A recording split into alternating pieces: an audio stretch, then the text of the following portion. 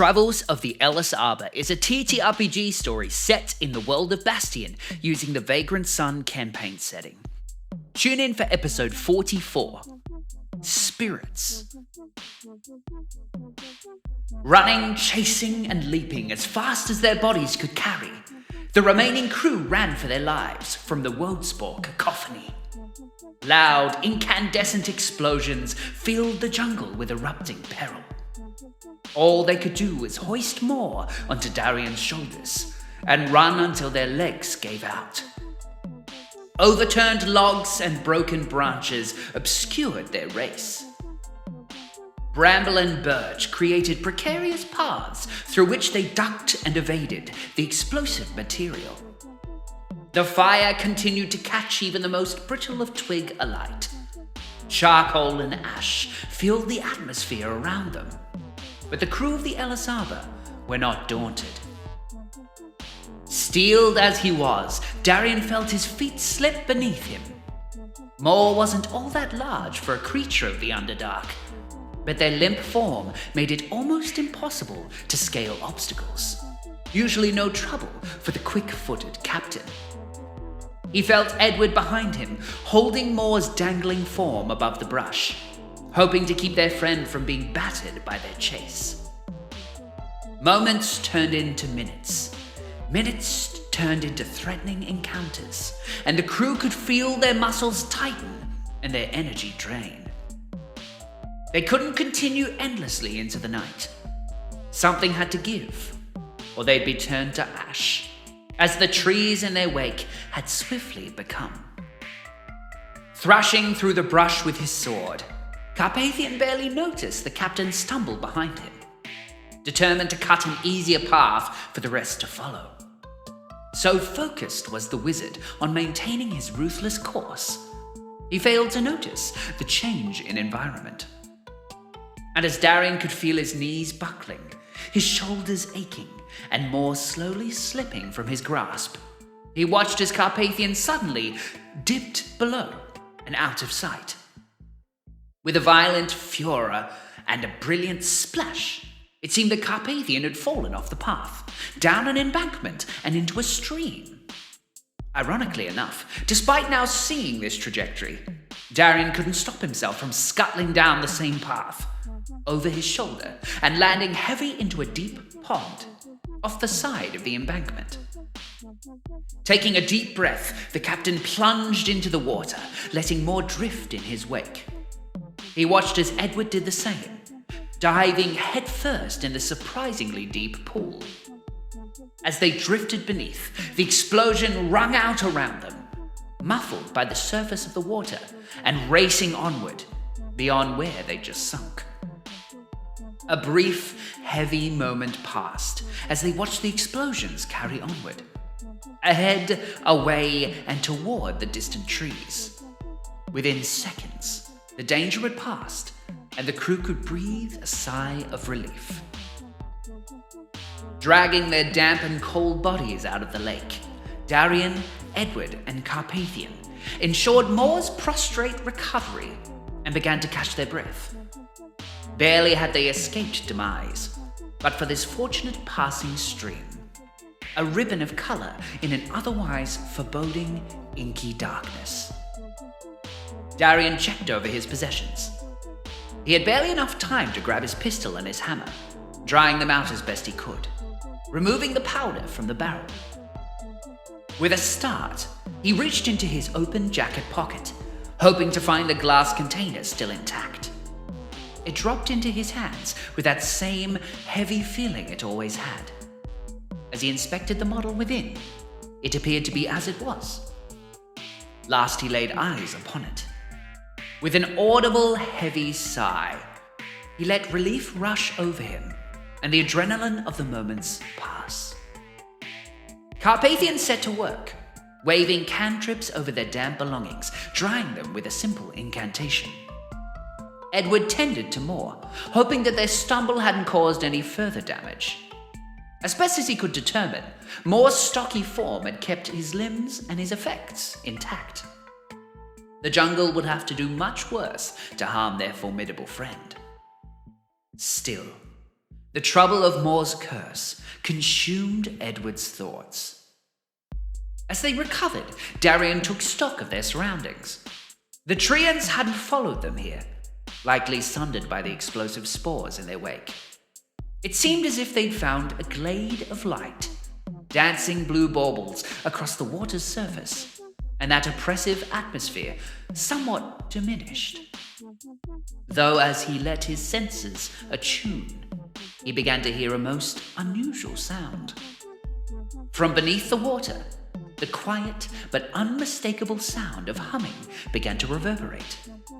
A soft, almost imperceptible voice, cooing a wordless hymn. He felt as if it were lulling him into a false sense of security, comforting the crew with peace and tranquility. That was, however, until the light of the baubles began to resonate also. Slowly but assuredly, the blue light of the pond began to rest upon the ground. Strangely, it began to creep closer and closer to their incapacitated, myconid friend. Naturally, the crew turned in alarm, drawing what weapons and tools they had, and they responded with threats. "Whatever this is, I've had enough of this esoteric magic!" "I cannot affect what this jungle has summoned. Watch, wait, be patient. We can do no more." As the voices of the crew echoed throughout the air, the light began to drift over Mor's form, settling in the cracks and spurs of their boreal frame. Slowly, the light began to encompass the dark, vacuous spaces where their eyes would be, glowing with the same gentle light as appeared in the eyes of the treants. And in a tense, surprising twist, Mor's form began to rise, twisting upwards into a vertical position, sitting and turning as if to survey the area. And then, finally, a voice accompanied the strange new phenomena. "This one's spirit is lost, untethered. Who are you that travel with this creature?" Edward spoke up with a tone of anger and vehemence. "We are their companions. Leave this place or we will banish you with flame." "Oh, I'm sorry to have frightened you. I do not mean harm. I simply noticed that this gentle soul had been displaced. I'm not here to harm, nor am I here to intercede. I am a watcher, a spirit of the forest." "What is your purpose, spirit? Offer us your insight, or be gone." The strange, ephemeral light within Mor began to shift, as if thinking inwardly about the question. "The jungles of Silas Mar have gathered us together. We are spirits untethered from the etheric planes. I am but an arbiter of this pool, watching and waiting. Whatever draws past my vision is simply for me to discover. Your friend seems drawn to the pool, as I am. The water. Something about the water gathered their wayward soul to this place." Darian, with a firm and commanding tone, responded to the voice. "We have need of them. Their spirit must be returned. We cannot hope to continue our journey without restoring them first. Please, assist us if you can." Again, the spirit thought. It seemed to be communing with something unseen and ephemeral. Gleefully, it responded. "Ah, so you seek a ritual of restoration. I've heard tell of such power. There are acolytes and followers of the light who've uncovered such power. Not the light of the sun above, but the one below. They that follow the light of Pleiades understand how to knit soul, mind, and body." "Pleiades? Isn't that the chapel we visited along the coast?" "Indeed. Is there a place of worship nearby?" With a sound of delight, the voice responded. "Ah, yes, very close indeed. The Order of the Sunless Light are not far off. To the valley amidst the Cobalite keeps. The people that pass through my glade have called it Midas. A golden hole, I imagine. No doubt a place for the pious. People of gold, silver, and brass. The crew turned to face each other. Gold and silver? From what they'd heard, Midas Ken was nothing but a den of thieves and murderers. Still, perhaps there was more to be revealed of the path ahead. Can you lead us there?